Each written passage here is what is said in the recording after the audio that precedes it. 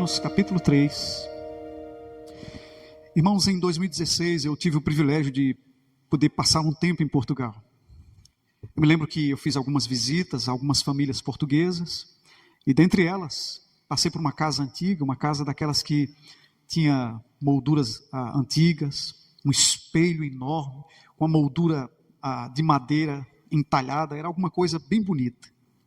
Quando eu entrei no quarto, eu me lembro que me encontrei, um espelho muito bonito, amor. Só que ele estava embaçado, gente. Estava meio que encardido, cheio de manchas, sabe, empoeirado. Eu, como brasileiro que sou, me aproximei do espelho para me ver, para ajeitar o meu cabelo.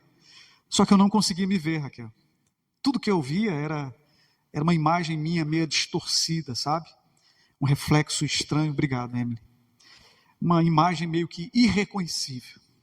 Foi quando a dona da casa, meus irmãos, ela me disse sorrindo: moço, esse espelho já foi limpo mil vezes, mas é porque a sujeira está do lado de dentro. Aquele comentário bem simples, irmãos, ficou de fato no meu coração, porque, irmãos, é exatamente assim que acontece conosco, sabe?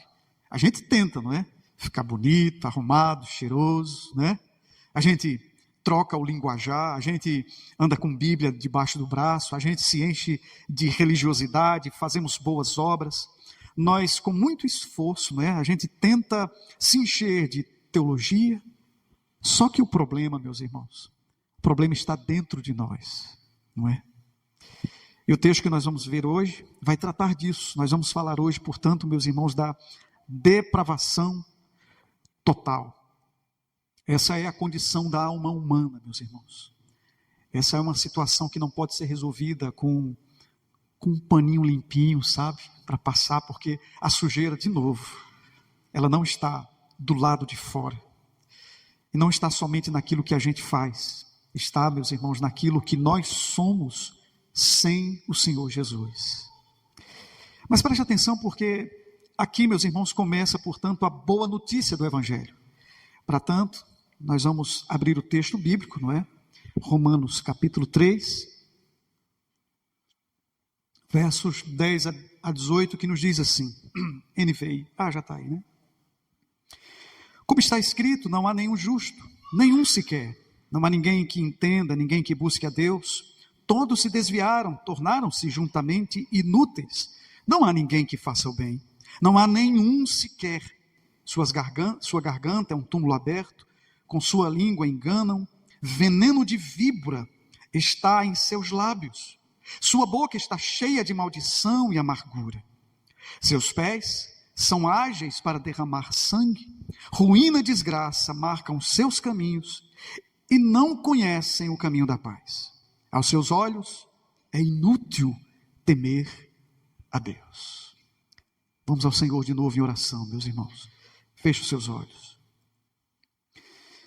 Santo Deus, nós de novo nos aproximamos diante de Ti com corações ansiosos para ouvir a Tua voz, Santo Deus. Nós queremos aprender do Senhor e nós sabemos que a partir do conhecimento que nós temos de Ti, nós também nos vemos. Por favor, nos ajude, Pai, nesse processo, abençoe esse período matutino, dê que tenhamos iluminação do alto, para que a Escritura pregada aos nossos corações possa abrir os nossos olhos para a Tua glória, em nome de Jesus. Amém.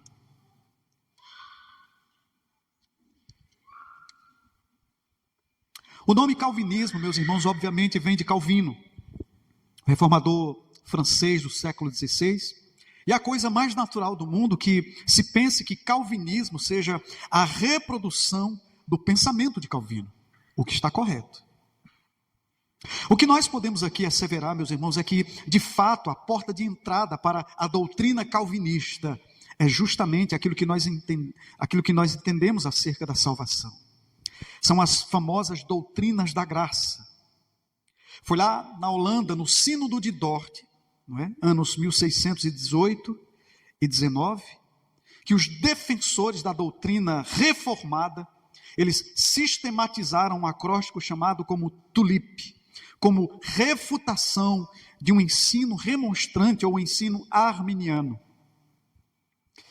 Depravação total, eleição incondicional, expiação limitada, graça irresistível e perseverança dos santos.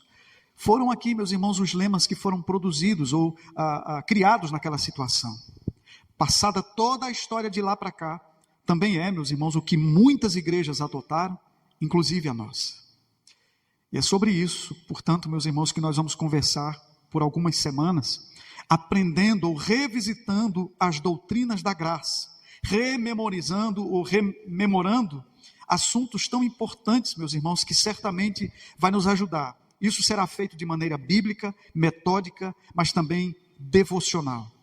Isso, gente, para que nós possamos lembrar ou entender que tudo isso, por mais técnico que seja, tem muita importância, tem muita aplicabilidade para as nossas vidas no tempo atual.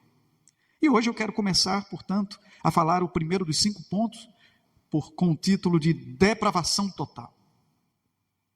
E o meu intuito, meus irmãos, é que juntos possamos assimilar, não é, de maneira correta o que significa depravação total.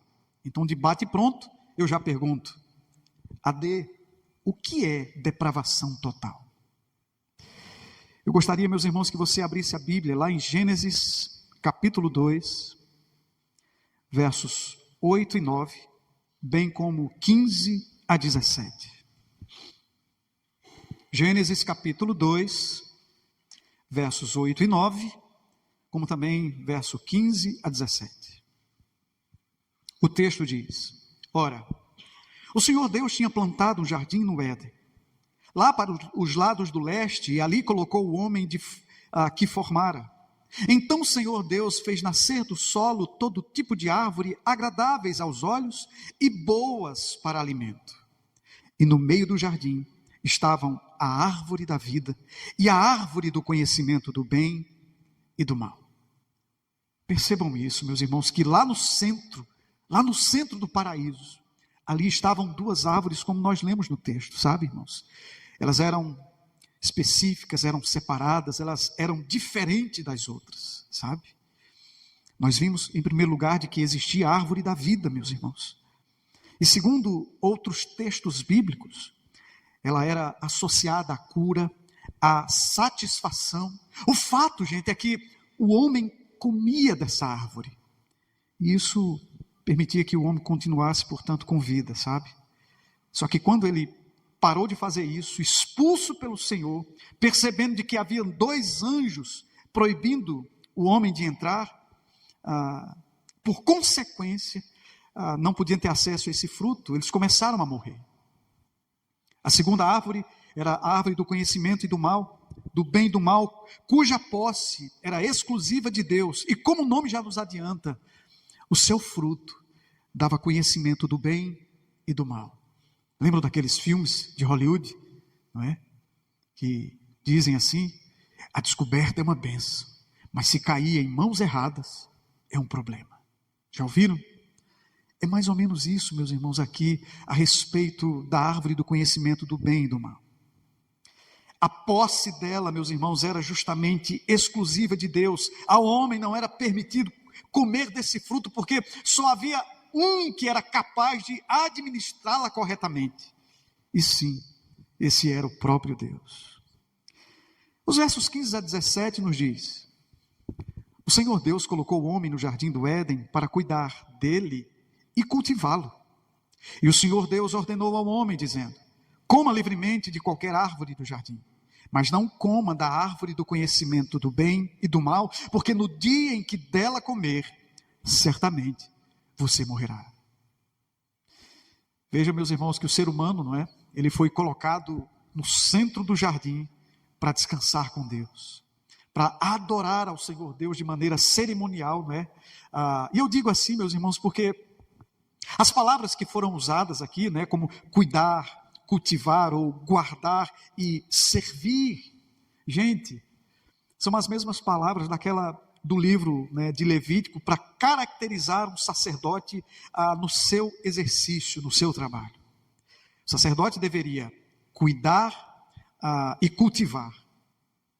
Portanto, gente, se o Jardim do Éden era um templo da presença de Deus, Adão era ali o seu sacerdote. E aí, como tal, esse cabra precisava dar ouvidos de maneira cuidadosa às orientações litúrgicas do Senhor seu Deus, sobre aquilo que é permitido e sobre aquilo que era proibido na adoração ao seu Deus. Ele podia comer de qualquer árvore, irmãos. Caju, jaca, melão, que coisa boa. Vejam aqui, meus irmãos, a bênção de Deus para o homem, não é? Dentro de um imenso jardim. Só que ele não podia, meus irmãos, comer do fruto do conhecimento do bem e do mal. E eu acho curioso, gente, como é que o idioma hebraico, né, a língua desse texto aqui, ele utiliza o senso de certeza. Primeiramente, existe na língua, meus irmãos, um tempo verbal que é denominado de passado profético. Ou seja, é alguma coisa que vai acontecer no futuro, mas é classificado no passado. Por exemplo, 700 anos de Cristo vir, o profeta Isaías, ele estava profetizando no passado profético, dizendo algumas palavras a respeito do Cristo que viria. Ele disse: Ele tomou sobre si as nossas enfermidades e sobre si levou as nossas doenças. Ele foi traspassado por causa das nossas transgressões, oprimido e afligido, contudo não abriu a sua boca. Ele está escrevendo aqui, meus irmãos, no passado, de uma coisa que vai acontecer no futuro. Mas por que ele faz isso, gente? É que, iluminado pelo Senhor, ele tinha convicção plena de que o Cristo viria. Outro exemplo, meus irmãos, desse senso de certeza aqui, que é impresso no idioma hebraico, se encontra aqui no nosso texto, no verso 17, lá no finalzinho do texto, que diz assim: certamente você morrerá. E aqui, meus irmãos, diferente das nossas traduções em português, aqui nós temos aqui dois verbos que estão juntos, mot e mut, que ambos significam morrer. Só que quando são colocados juntos, e um deles estando aqui no infinitivo, que é o nosso caso aqui, há uma intensificação da ação. É uma comunicação aqui de certeza que é absoluta, meus irmãos. É como que se literalmente a tradução dissesse assim: morrendo, morrereis. Foi isso, portanto, meus irmãos, que passou a acontecer conosco desde o capítulo número 3. Quando o homem comeu do fruto da árvore do conhecimento do bem e do mal, gente, a morte passou de lá para cá a ser a nossa companheira. Morte física, espiritual, morte eterna, sabe? Porque o resultado da queda, gente, deixando de maneira mais simples, é, portanto, a depravação total. O que é depravação total? Depravação total significa morte total. Agora nós vamos para Efésios, capítulo 2. Por favor, abram lá. Efésios 2, versos de 1 a 3. Nós veremos, meus irmãos, que depravação total também significa escravidão total. Significa morte total e escravidão total. Efésios 2, de 1 ao 3, nos diz assim. E antes, meus irmãos, embora ele não fale aqui, não mencione as palavras depravação, aqui nós podemos ter a certeza de que o autor estava pensando sobre isso. O verso diz: vocês estavam mortos em suas transgressões e pecados. Irmãos, o homem está morto em seus delitos, em seus pecados, em suas transgressões, em seus pecados.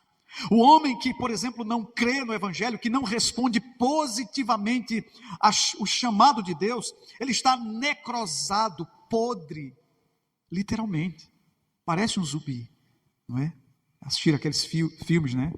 Um zumbi que anda, que age, está morto para fazer o bem espiritual, para agradar a Deus de maneira suficiente. No entanto, irmãos, ele está bastante vivo para a prática do pecado.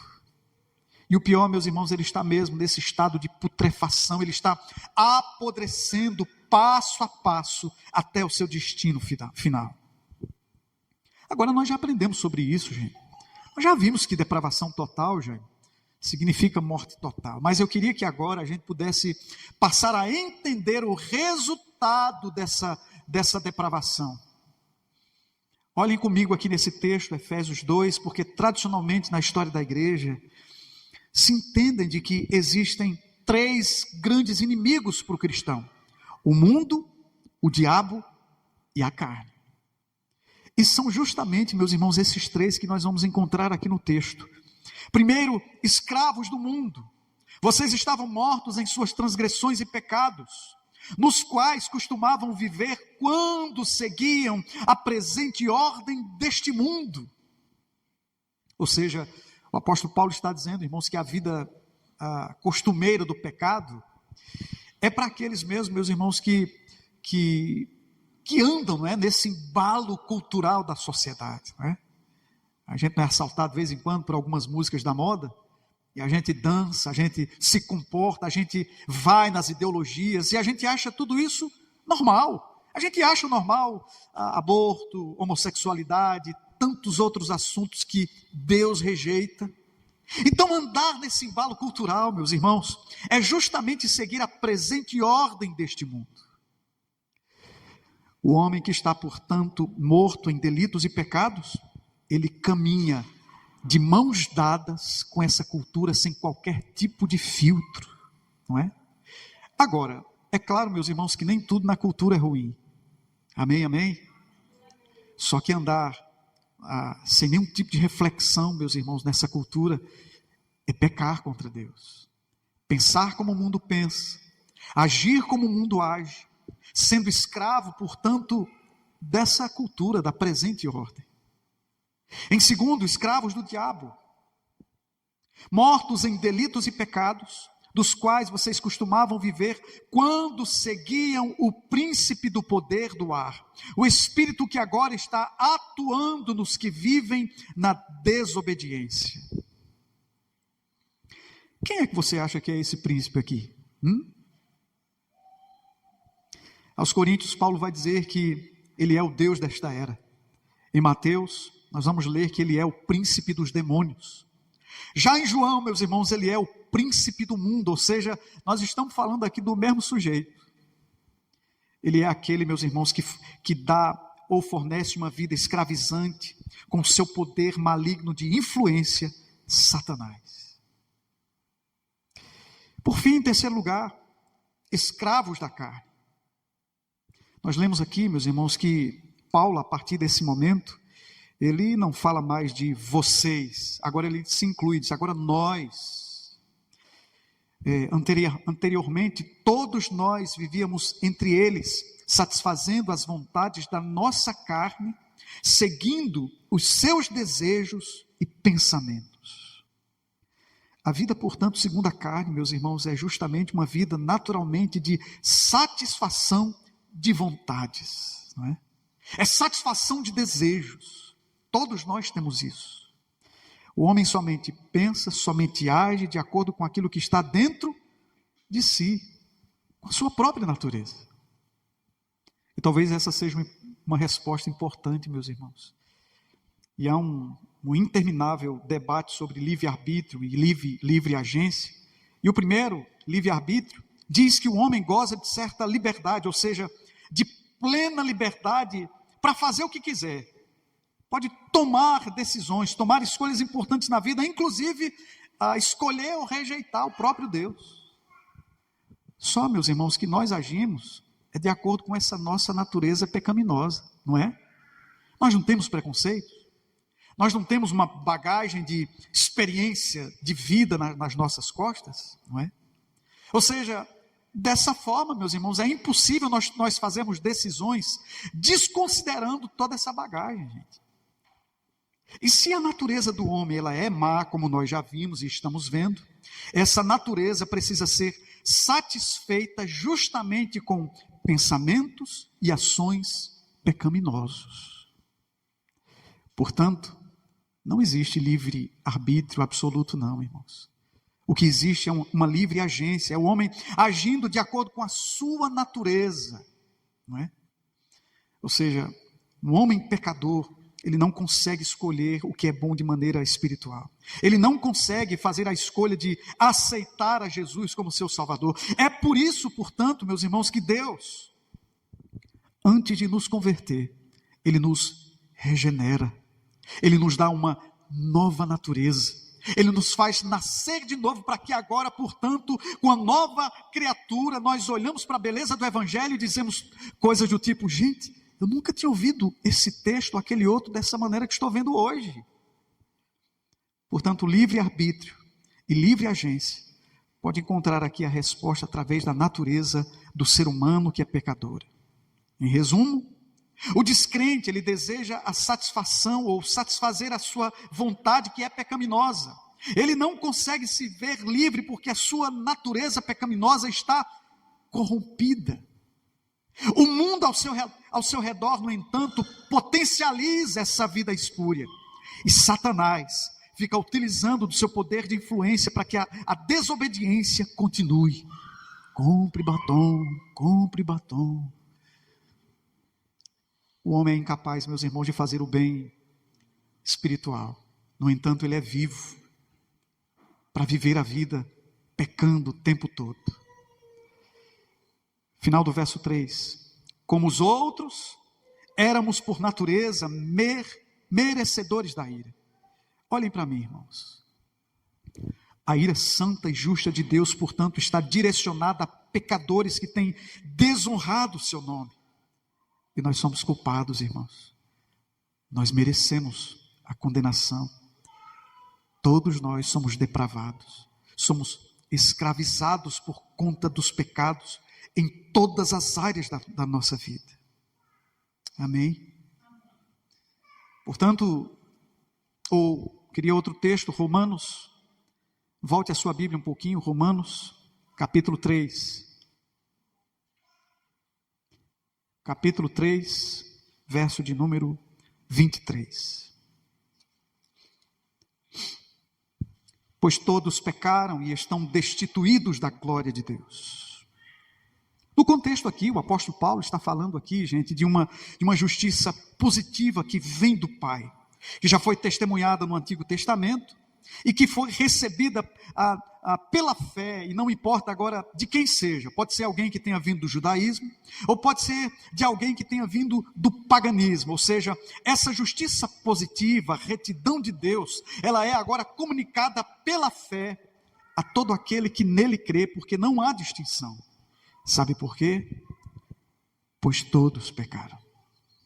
E quando o autor sagrado diz aqui, meus irmãos, que todos pecaram, ele tem em mente aqui, meus irmãos, alguma coisa bem maior, que significa que todo ser humano, do judaísmo, do paganismo, daqui de Sumé, de Campinas, seja onde for, somos todos pecadores que pecam.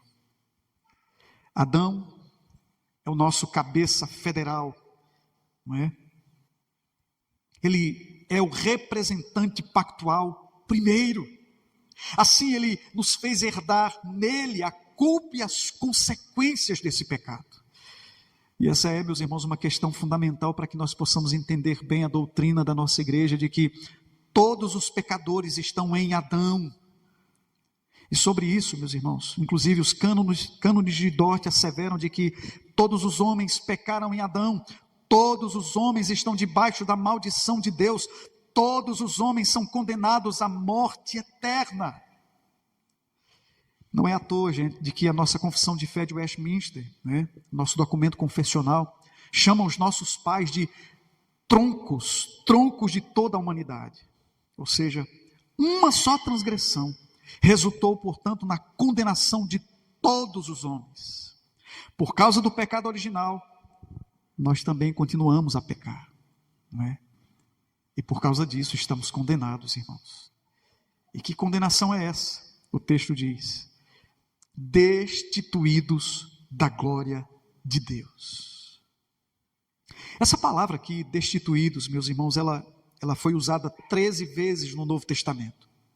8 delas foi usada pelo apóstolo Paulo, o qual em 80, 90% das vezes trouxe o ensinamento da ideia de desprovimento, insuficiência, ou ainda, meus irmãos, de necessidade total. Todos pecaram e carecem da glória de Deus. Depravação total, portanto, é carência de Deus.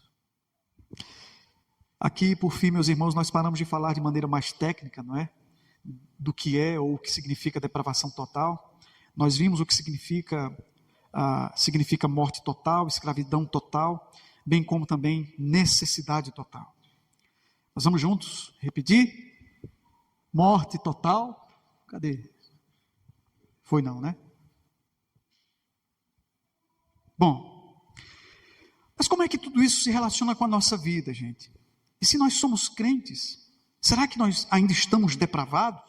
Como é que é a nossa nova natureza em Cristo Jesus, AD? Essas são perguntas importantes que a gente precisa fazer, gente. Eu trago aqui algumas lições que podem servir, portanto, de aplicação para as nossas vidas. Especialmente, meus irmãos, fazendo um contraponto com todas as más notícias que nós ouvimos até agora. Diga graças a Deus. Graças a Deus, Jesus.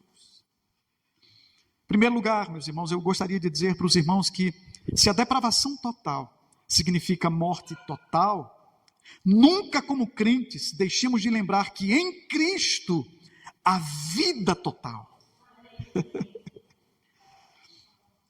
Nós aprendemos, meus irmãos, a importância de conhecermos a origem do nosso estado, que é pecaminoso, miserável.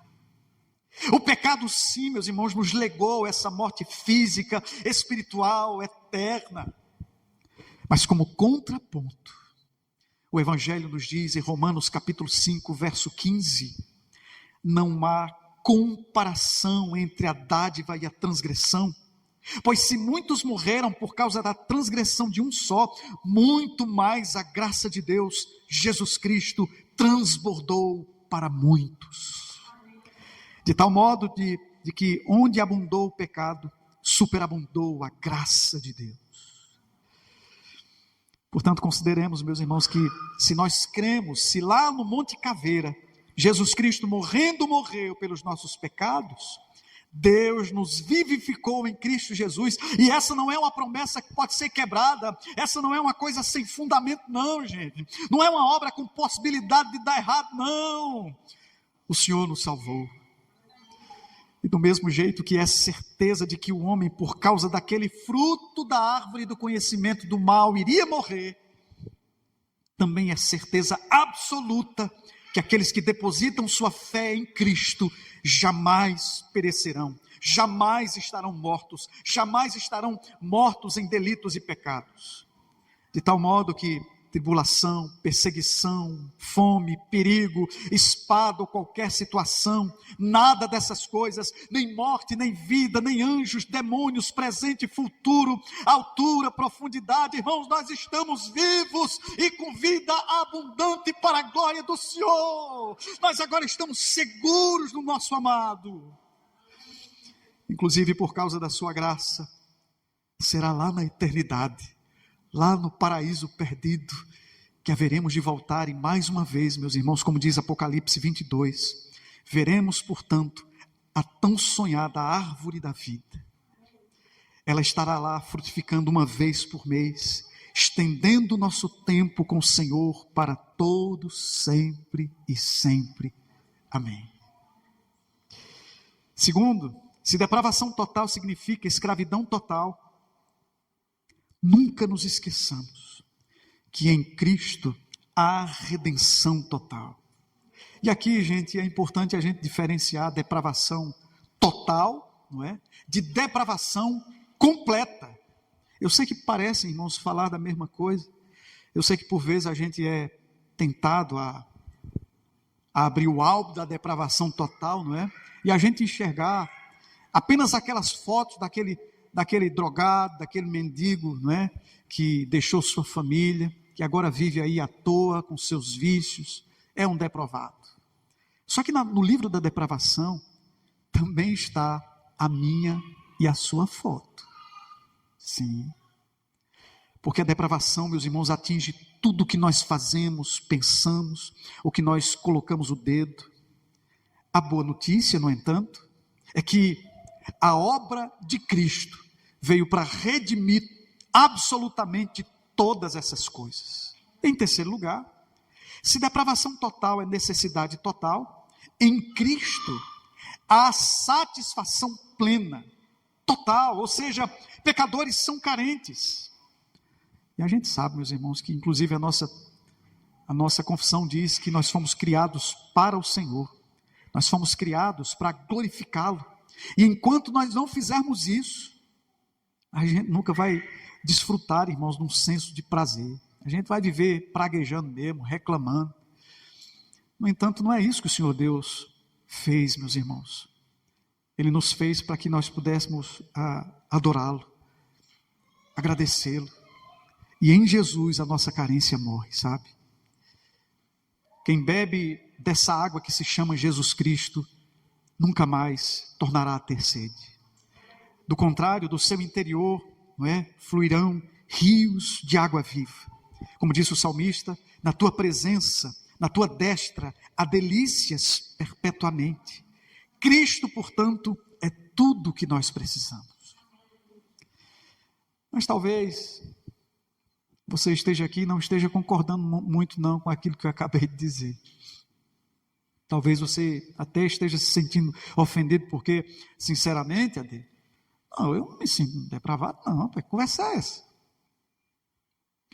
Rapaz, eu sou uma pessoa envolvida com causas sociais, eu visito, ajudo as pessoas, faço muitas obras, eu ajudo muita gente, eu estou tão envolvido em propagar o bem, eu sou do bem, rapaz, que conversa é essa de depravação, depravado?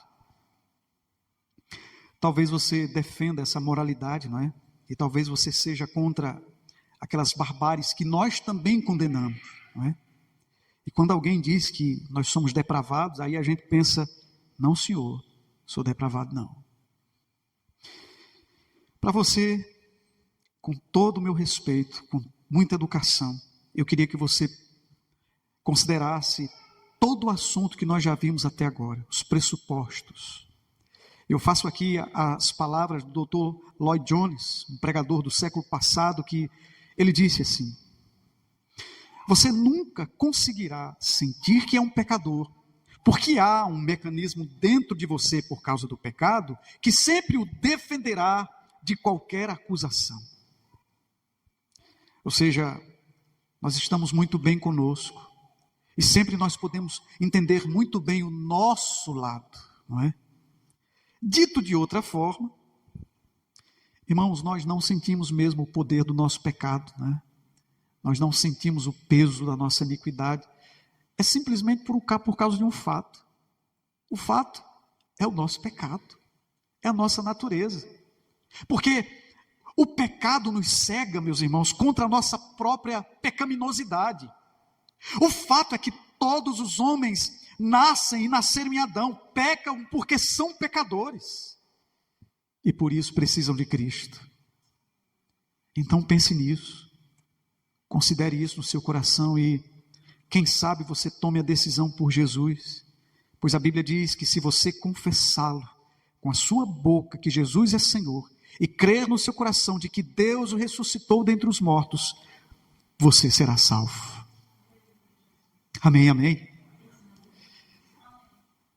Eu me lembro lá em Portugal, naquele espelho. Eu estava tentando me ajeitar, irmão. Vaidoso que eu era, esse cabelão. Mas a única coisa que eu via era distorção, sombra, sujeira. E sabe por quê, gente? É porque, de fato, a sujeira daquele espelho estava por dentro. Eu penso que aquela é, portanto, meus irmãos, uma imagem perfeita de nós sem Cristo. Não adianta estar arrumado, cheiroso, bonito. A nossa alma está marcada por dentro. E é o pecado.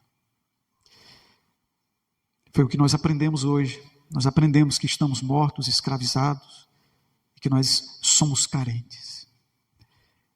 E sem Cristo, meus irmãos, nós não podemos fazer nada para nos libertar dessa situação. Mas a boa notícia é que, de maneira graciosa, é que o Senhor Deus, Ele não veio somente para passar a poeira, para iluminar esse espelho. Ele veio, portanto, Ele veio para trocar o espelho inteiro. Ele veio para nos dar um coração novo, nova criatura, nos unir a Cristo, aquele que é único, perfeito, aquele que nunca se desviou, aquele que nunca pecou, mas assumiu a nossa sujeira, portanto, na cruz do Calvário. E agora o Senhor Jesus nos convida pela fé. Quando olhamos para o espelho da palavra, é que nós possamos não mais ver o reflexo distorcido de nós, mas ver a perfeita imagem do Filho de Deus. É por isso que a depravação total não termina em condenação, termina em salvação. Porque onde abundou o pecado, superabundou a graça. Bendito seja o nosso Salvador, que nos deu um novo nome, um novo reflexo e uma nova vida. Glória a Deus. Amém.